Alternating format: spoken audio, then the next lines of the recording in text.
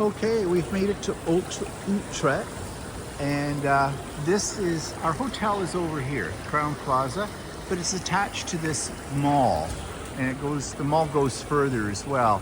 We'll see more of it later on, but we just got here. It's still relatively early, so we had to store our stuff, and our room isn't, of course, ready yet, and that won't be until around 3 o'clock this afternoon. So now we need some coffee, because we didn't have any this morning yet when we got on the train. So we're at Bagels and Beans and having a coffee and a bagel. Bagels and Beans seems to be a chain. We've seen them everywhere we've been in Holland so far, but it's the first time we've actually eaten at one. And I'm having the Good Morgen, which is a bagel and cream cheese and some orange slices and coffee. And jam. And a what? And jam. And jam with the cream cheese as well. So, yeah. And Walter's having, I don't know, the bird Bagel came and with ate cream his. cheese. Bagel with cream cheese. Oh, that's got carbs. Oh. So, the big tower. Before we get run over by a car. This big tower is called the Domtoren. And I think you can sort of walk up to it. Yeah. I don't know. But anyways, and so you get an idea of the architecture down here and the way we're getting hit by cars.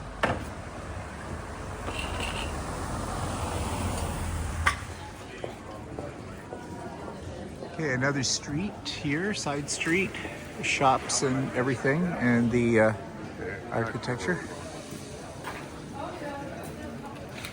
And I'm just spinning around here, showing you what things look like here. And we are lost and forlorn. We are on the hunt to find the entrance to this museum, the Spiegelklok, which is a whole bunch of clocks. It's a clock museum, basically, but you know, ones that play music and do special things. So we think it's around the corner, the entrance to whatever this is. Look up, look way up. Oh, some stained glass. No. Of course, lots of bicycles.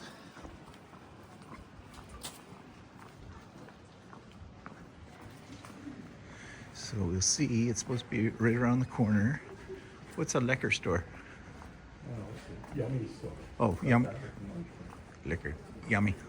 Liquor is yummy. Here it is, the front entrance, the yellow sign. Oh, okay.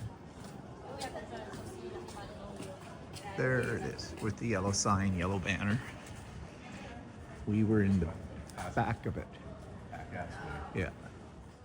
So on a typical cylinder, you would have like 8 songs or so, and that's these kinds of chords. Yeah. Because at some point you've heard the same song every hour for a month, and then you're like, well, maybe I want something else. So that was very smart to do. Oké, dan wil ik jullie heel graag meenemen naar onze huiskamer, want dit zijn natuurlijk allemaal instrumenten voor de rijkste mensen. Dus ja, er werd wel nagedacht over hoe kunnen we dit nou toegankelijk maken voor veel meer mensen. Dus dat werd gedaan in die tijd daarna, en daar gaan we een paar mooie voorbeelden van zien. So we're going to move on to our living room next, where we'll see examples of how they made instruments like this less expensive and more accessible to more people. So we're going to see that, but first I'm going to lock this again. Oké, een van de manieren waarop alles goedkoper werd gemaakt, dat was met het instrument. Want zoals ik al vertelde, die orgelpijpen, dat was allemaal hartstikke duur. Maar we hebben een manier gevonden om dat goedkoper te maken met een speelkam. Zo heet dit, want het lijkt een beetje op een kammetje voor je haar. En deze, geloof het of niet, kan muziek maken. En wat je eigenlijk moet doen, is aan die tandjes moet je eigenlijk trekken als het ware. Dat doe ik nu met mijn vingers. Maar dan trilt hij, en als je trilling goed versterkt, dan krijg je geluid. En mooie muziek. Nou, hoe dat dan werkt, je zet hem zo bovenop een cilinder. Cilinder, zoals we dat wel gezien hebben, de cilinder gaat draaien. De pintjes op de cilinder trekken dus aan die tandjes, en dan heb je eigenlijk precies wat je nodig hebt. En het mooie hiervan is dat je die dus op een massale schaal in de fabriek kan maken. Want ja, zo'n orgelpijp zoals je vertelde, nou, die moet je echt met de hand snijden. Het duurt eeuwig. Dit hoef je alleen maar een malletje voor te maken en dan kun jij heel snel heel veel speelkamertjes maken voor minder geld. Best wel slim. Stiekem hebben we net al gehoord, want de klok met de volkstar wil je. This was a very inexpensive way to make instruments because of course those organ pipes you had to carve by hand would take forever, and this you can just have a mold created for this in the factory and just use it over and over, produce playing guns like this very quickly. So that was really smart. You can actually put this like this on top of the cylinder, so they were actually reusing that cylinder technique. The cylinder would turn and now the pins will hit the teeth. And if you amplify that the right way, it will sound very good actually. Secretly, we've already heard it because the clock with the birds has a playing con. This one also has it. Ja, dit konijntje heeft er dus ook een. En als je dan ook nog allemaal andere... and if you were 6 years old back then, this was at the top of your list. So that's very nice that we can show this to you. And if you use materials on the outside that are also not very expensive, like fabric and paper mache, you've got yourself a pretty decent instrument there. So, oké, we gaan even kijken. Komt ie aan.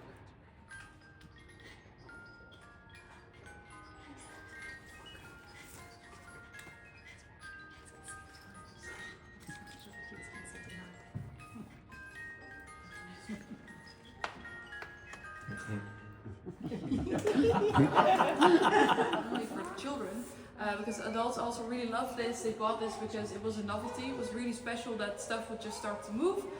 So that's why they also bought this to show off, or because they were collecting it as well.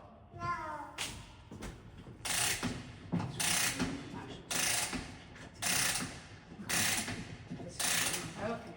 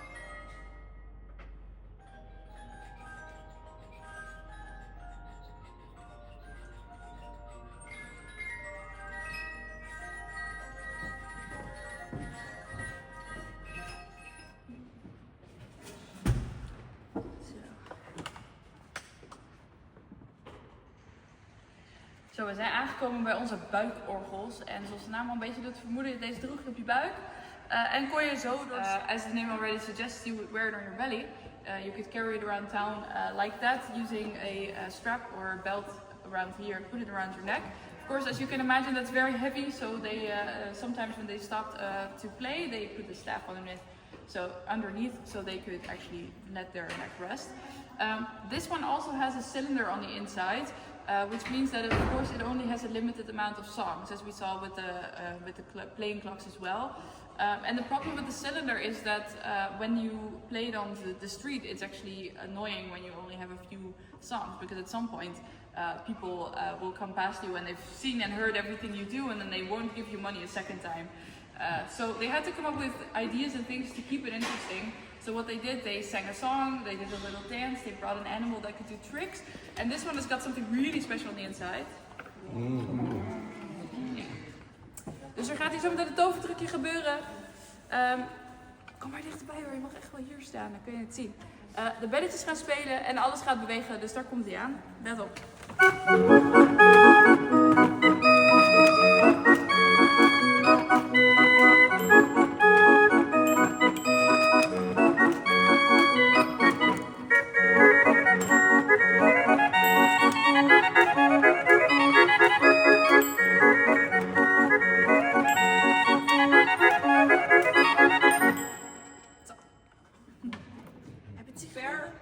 Gaatje kan er een pinnetje omhoog komen en dan horen we dus alleen maar de orgelpijpen die we willen horen. Dat is heel erg fijn. So they had to solve this problem with the cylinders, and what they came up with was organs that could play books. The books, they're very light, they're made out of cardboard, so you can take them anywhere, they're easy to make, so in all kinds of ways it was way better than the cylinder. How does it then work? We've got these holes over here, and those can be read by the organ. We've got iron pins over here that are now all standing upright, which means that every pin is signaling to its corresponding pipe that it has to play, that it has to be open. So what happens if I turn the wheel now, it means that we hear everything, which is not actual music. So what you do, you put in your book, and then we will have every hole have one pin come up, and that means that we only hear the pipe that we want to hear. Zou je het leuk vinden om te draaien? Ja? Oké, nou dan gaan we dat even doen. Let op. Mag ik hier opstaan? Ja, super. Oh, doe voorzichtig. Heel goed. Mag je hier stevig vasthouden? Heel goed. En dan gaan we die kant op draaien. Ja. En mag best een beetje snel. Kan best wel met één hand. Ja, dat kan jij. Heel goed.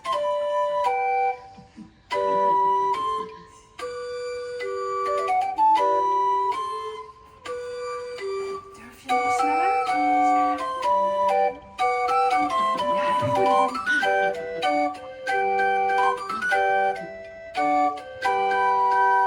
Yeah, super good job. You can see that very clearly. This is the company that built the organ, but this is the company in Amsterdam that actually owns the organ, and that was very special in the Netherlands because in other countries, if you wanted to become an organ grinder, you actually had to buy the entire organ. But in the Netherlands, there were a lot of companies that bought a lot of organs, and they rented it out to people who wanted to work like that and wanted to organ grind their way through life. So that's really why organs like this became such a big part of Dutch culture, because they were just easily accessible for people, and therefore you saw them on the streets way more than in other countries, which is very funny because they were made all over Europe. They were made in France and Belgium and Germany and very close to us, but here it really took off for this reason mostly. It also helps that the country is very flat, so you don't actually have to push this up and down hills the entire time. Also helps. Yeah. We gaan even luisteren. Dit is het eerste orgel wat we gaan horen, wat nogal hard is. Dus ik kan zeker aan. Because it's all very nice and good, but ear damage is not worth it.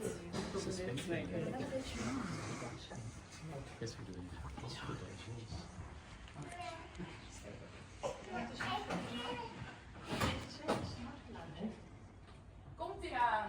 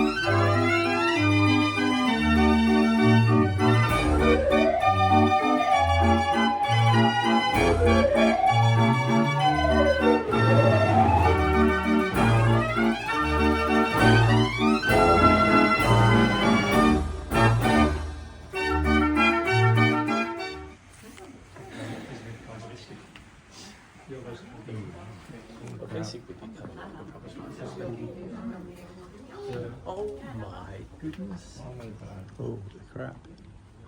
Look at these. My.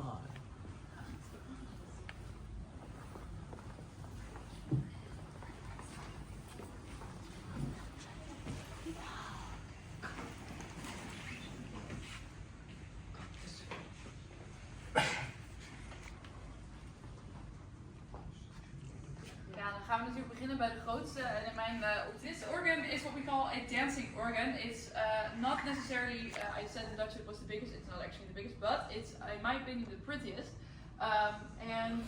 Organs like this you would find in dancing halls, like the one we've tried to recreate here, but also on fairgrounds. And a fairground, of course, you would find different kinds of attractions, like a Ferris wheel, that you have to pay for every ride. So every time you want to get on it, you have to pay. So with organs it worked the same way. Every song was had to be paid for, so if you wanted to get on the dance floor you actually had to pay for every song. So at the end of the song everyone was sent away, and if you want to dance again you had to pay again. And then the trick was to play very short songs so you could fit more songs in one day and earn a little bit more money. So that was very smart of them.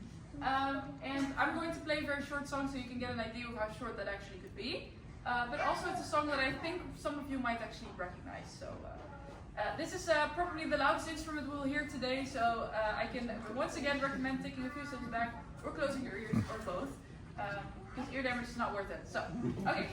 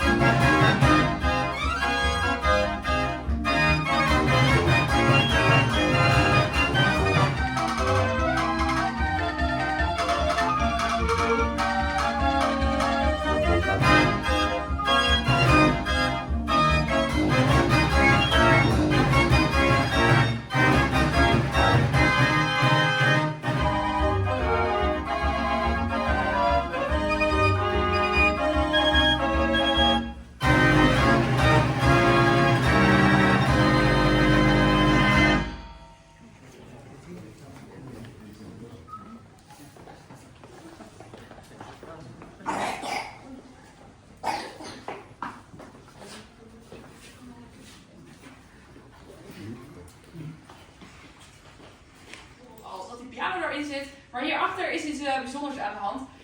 Omdat er een instrument was wat voor hun eigenlijk een soort van het hoogtepunt was. Dat was de manier dat we've seen so far. Like organ pipes, we've heard drums, we've heard playing cones. Those are all not necessarily instruments that humans are playing. But they were thinking about, okay, is there a way that we can do that? Because instruments that humans are playing are also very interesting to have a machine play them. Because that was sort of the ultimate goal, to have that work. The piano was the first one, or one of the first instruments that they actually managed it with, because a piano is actually very easy. And that's what you see with all of those instruments that we've heard and seen so far. Organ pipes, you only have to make them open or closed. That's all you have to tell the machine to do. Also with the piano, of course, we've got the strings on the inside, and you only have to make the hammers on the strings go like this. That's the most important thing. Of course, you've got your pedals down there, but that was the most basic part. You have to make those hammers go like that. Other instruments are a lot harder, but with this one they managed to do it. There's something behind here, and it's the reason that they presented this as an 8th world wonder at a world fair, because they were so excited that they made this happen. So we're gonna have a look. Wow! Ja, wij zien hier 3 violen, en die 3 violen, dat was eigenlijk wel inderdaad, vonden ze heel bijzonder. Want de viool is natuurlijk ook een instrument wat voor mensen wordt beschouwd. So the violin, yeah, it's one of the maybe most difficult instruments to learn how to play even as a human being. And with a violin you have to think about a lot of things that you have to learn, a lot of techniques happening here. First of all, of course, moving the fingers across the violin to create the notes. That's one of the most important things. It's also the pressure you're putting on the string and how fast you're moving. That's the basic techniques that you need and that you have to recreate in the machine. So those are 3 things that you have to do. And that all have to happen on the same instrument. So that's why it was very difficult. What they came up with as a solution, here we have 3 violins, because then you don't have to move across all of the strings all the time. You can just have one array of fingers basically on one string. So we've got 3 violins that each play a different string. Then up here, this is now the bow, and especially this movement, putting pressure, that's actually very hard to control because it's a very thin piece of wood and hairs that you have. So what they did, they turned it upside down, and now it's pressuring against the bow instead of the other way around. So that's a lot easier to control. So it's going to move forward. This is going to turn, but then also you can change the movement or the speed of this. So you've got that covered as well. And then up there we've got a system that will start to shake, so you also have a vibrato sound, which is very important for a violin. Here the roll, which basically works the same way as a book, but then with vacuum and air instead of pins. And here is a piano that we're also going to hear. The keys are not going to move, that's why it's closed, but we are definitely going to hear the piano. So, daar gaan we.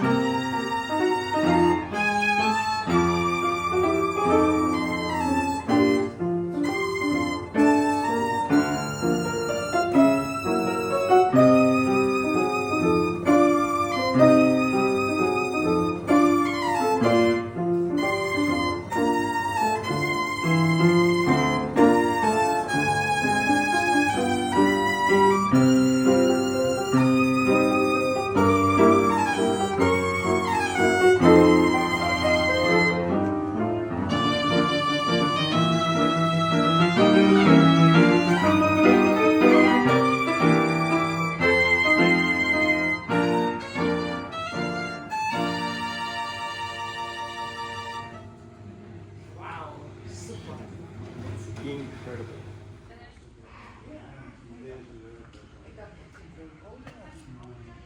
You can see the roller in here with all the holes or pieces. Actually, those are actually raised. Those aren't holes. So that's what she was telling us. That's at like the a beginning. giant music box. Yeah, same principle.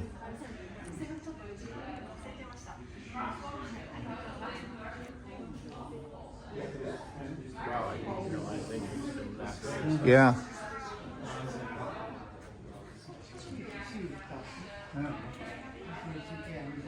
Huge.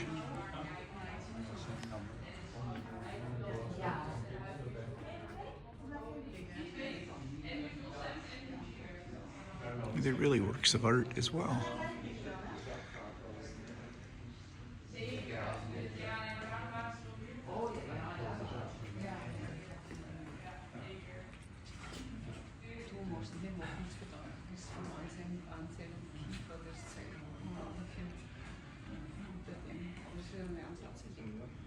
Okay, so this will give you an idea of how big this is with Walter standing in front of it. So you can see these are gigantic.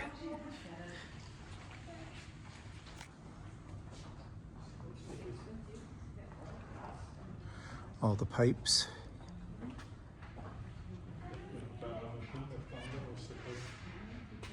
And this one's got drums on the outside too, so I'm assuming that these would Yeah, they also do, work they with do it. drums. Like you Yeah. noticed that even the big one, it had drums in it too. And this is the one we heard earlier that played the Flintstones. They're amazing machines. Like, she didn't really talk about how they produce the books that go in them. Like, we know it's full of holes, and the holes like let things open or They close. still produce them because the ones in the market, they're playing Modern music, songs. yeah.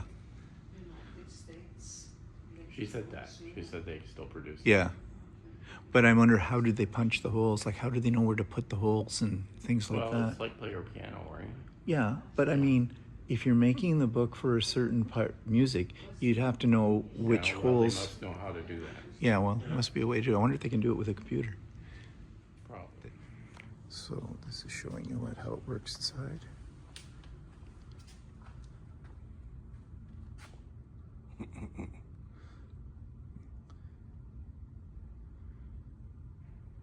So I guess the idea is it's showing where each of the instruments is located.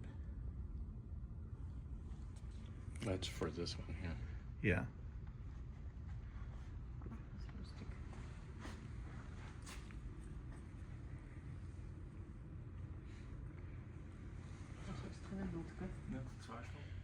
So here you can see what they call the book, and that's basically folded pages with the holes, and then when it goes through it plays whatever tune. And I guess they called it a book because it actually all folds up kind of like an accordion folded book. Punch card system. Yeah, punch card system. You can see all the intricate carving and painting that goes into these. So they're just not for music, but they're also something to look at. And there's symbols. The cymbals and the drum, yeah, on either side.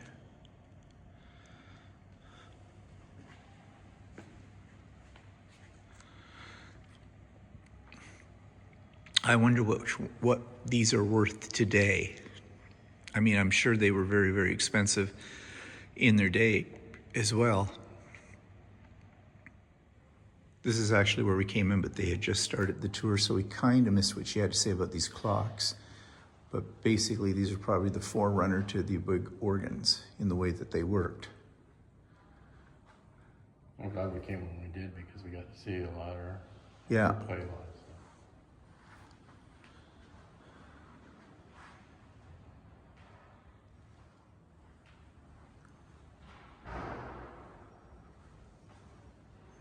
Oh, she's starting a new tour.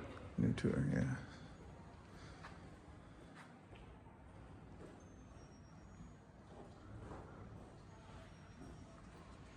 So music boxes. There's an upstairs to this museum. So there's even more musical boxes, organs, whatever you want to call it. Player pianos. Well, we're inside a church, so. Oh yeah, true, this is a church. Or was a church.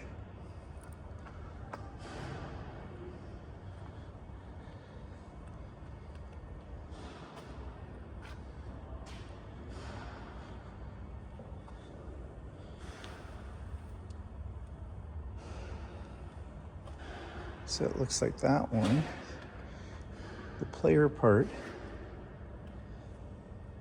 Inside this are things to press the keys as it goes around. It looks like you adjust the speed on that knob there.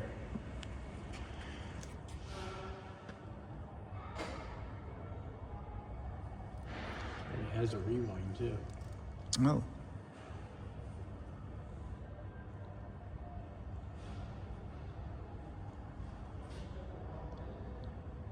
So this is an external player.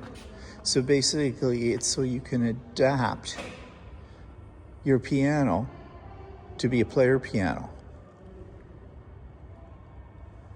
Well, I'm not sure if you can because you'd have to have a piano that takes a roll. But the roll's in here. You see, look, it says, besides producing player pianos, external players were also made. These can be placed in front of a piano, then the mechanical fingers play the keys of the instrument. yeah, okay. This one works pneumatically. The musical program is on a paper roll. So this is, you could buy this, I guess, as something in your home, and it could convert your existing piano into a player piano.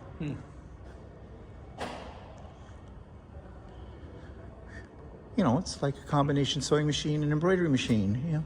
Yeah. One piece goes, you're screwed.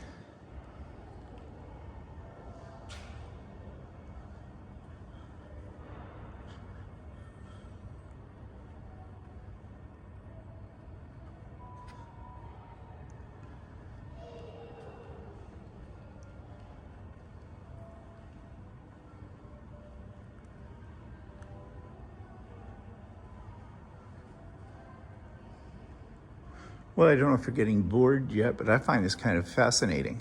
Because they're machines. They're machines. I love machines. Yeah, machines that do things, and the machines that were invented a long time ago. Apparently my grandmother had a player, or my great-grandmother had a player piano, my father said, when he was a kid. But I don't know whatever happened to it. I don't think my father knew what happened to it. Organ.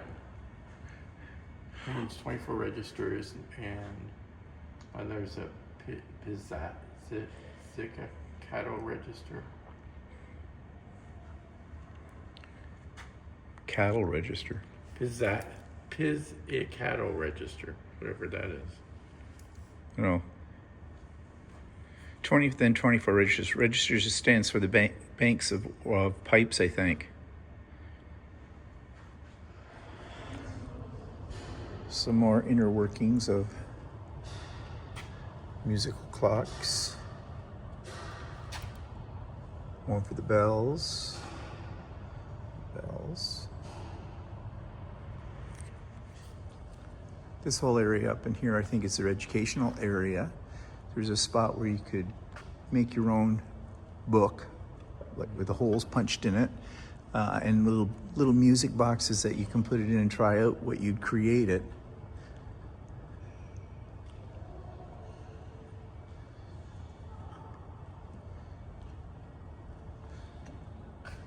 Imagine when they get a lot of kids in here, it would be lots of fun for them. Not so much fun for me.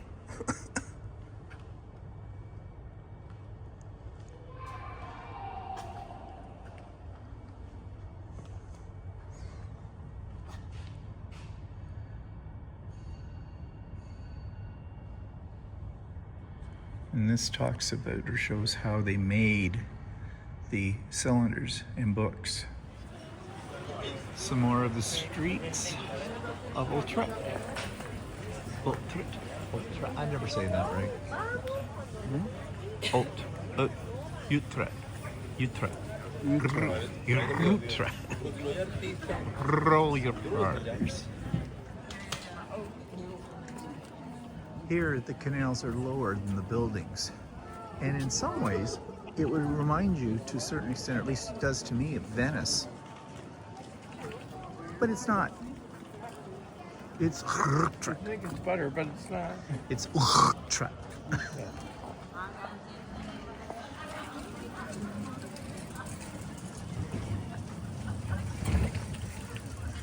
More random street scenes. Lots of bicycles. Probably. Yeah, quickly. Jesus wants the scooters are worse than at Costco and Walmart. First quilt store we've come across since we were on the trip, called Miracle Quilts. So it said you had to ring the bell and said be patient, someone will be there in a minute. There. I saw that there was somebody in there. What, in there? Yeah, but they didn't film. Oh, yeah. Well, maybe we'll try it again and just see.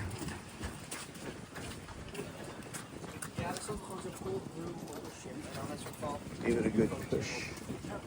We'll see if anybody answers the door this time. Editing Steven here.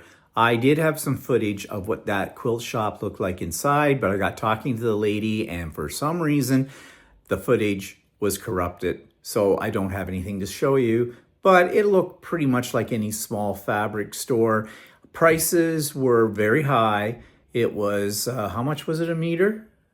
The one that I looked at was 19 something a meter, and that's in euros, 19 something. So that's about $35 a meter or so. So yeah, and all the stuff they had there, and even the lady admitted to us as well that wasn't anything we can't get in North America because all of their fabric comes pretty much from the same suppliers as North America. The only thing she had that was different was she had some German fabric. I didn't really like it. Yeah, I wasn't really thrilled with it. And she said it was 50 inches or something. Yeah, it was wider. Too, or something. So, whatever. But she's a very nice lady. And, yeah. So, but nothing to write home about in terms of is it worth really trying to buy a lot of fabric there at those prices? Because I didn't see anything that was really unique. back to the regularly scheduled program. So we stopped for some lunch. It has been raining off and on, and so we thought we'd eat inside, a little drier. And it's this called Orla, and we're having a toasty in soup. So ham and cheese toasty and tomato soup. On a day like this, probably very good, very appropriate. This is what it looks like inside, very quaint.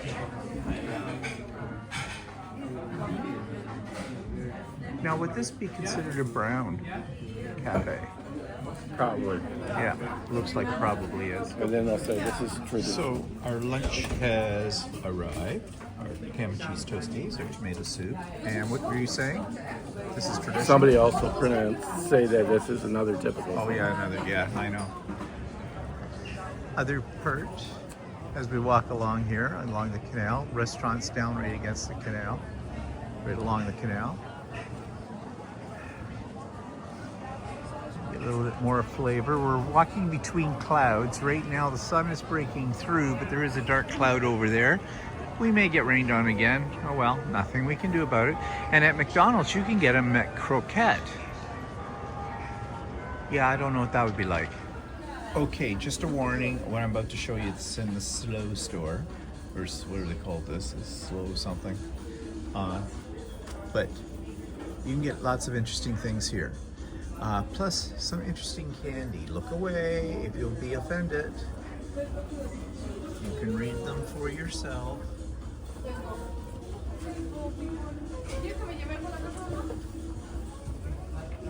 Jelly boobs. I know, I said that. Just let them read it for themselves. This is a candy store. It's called Jammin'. And they've got every kind of candy you can think of in here.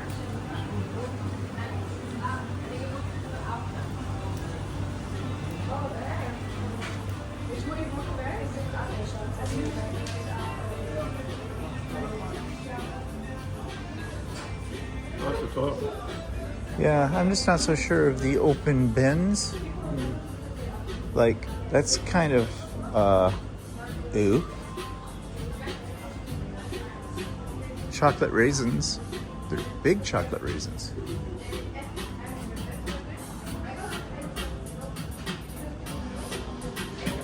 Sticky toffee. They have all kinds of things.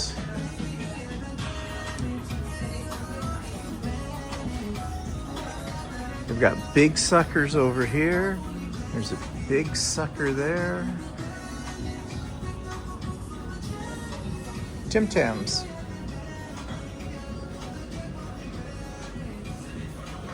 Tim Tams are expensive. $5.99. How about some fake teeth? Candy teeth. Droppies. Yes, lots of them. Yeah, all kinds of salted licorice here.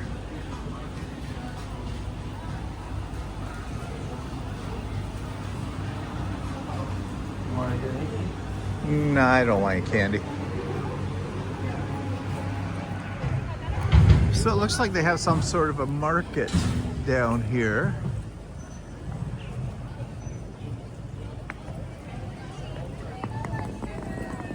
Clothing.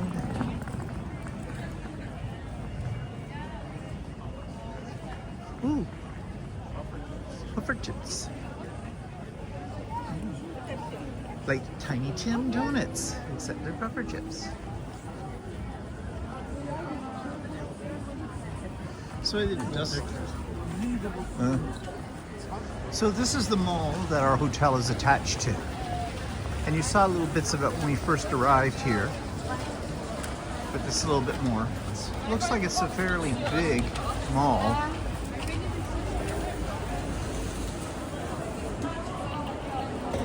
Got a couple of levels.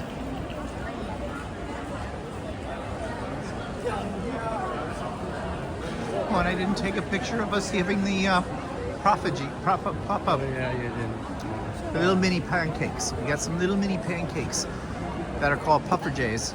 Pufferchers. Puffagers. Puffagers. Puffagers. I can't even speak. Well, see, though, so what? Yeah. yeah, whatever, that they were delicious.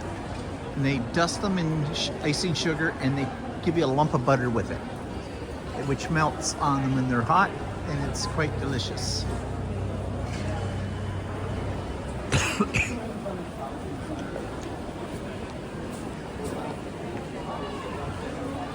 It's busy in here today. Well, it's probably busy in here every day. Oh, they have a jumbo.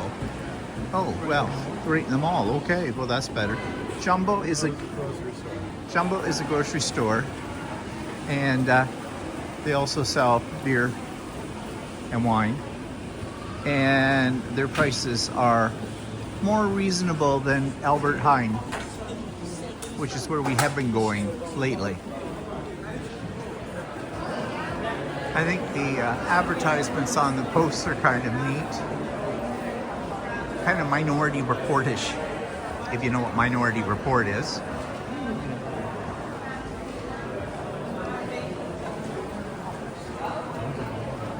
Ooh. So this is our room in the Crown Plaza in Utrecht. Whatever. Don't speak phlegm. And yeah, this is not a efficiency unit like we had in Rotterdam, but that's because we didn't get one here. We didn't want that. And this, Well, no, actually, I couldn't get one here. oh, he couldn't get one here, he said. So, but it does come with a coffee maker, kettle. There is a fridge, and bonus, there are 2 robes as well, which is kind of nice. And television screen is fairly large, and the room itself is not huge, but it's big enough. It will do. King size bed, and the fun part, which makes my day always, as you know, the bathroom. And the bathroom has counter space, lots of counter space, and a nice looking shower too. And they even have plant-based lotion as well, which I kind of got mixed up with the hand wash, so I've got really extra soft hands right now. But it looks like a very comfortable room. And as I said, it has a little fridge down here.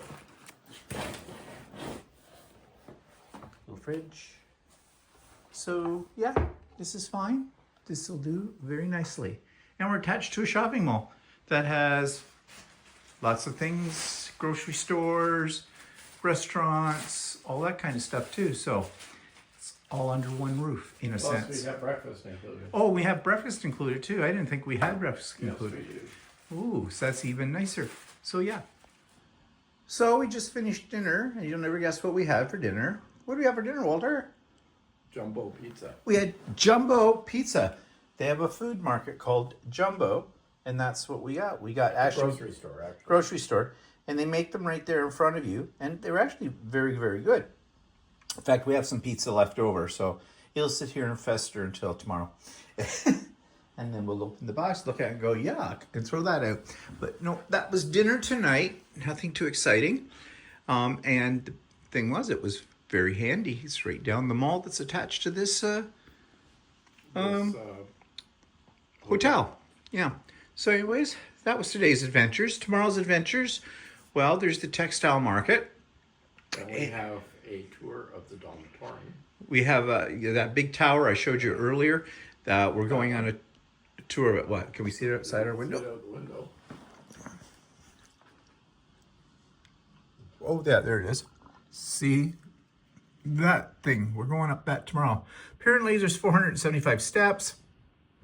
That might be a mistake, but yeah, we're having a tour of it. I don't know why you need a tour of it, but we've got one anyways. So that's what we have planned for tomorrow.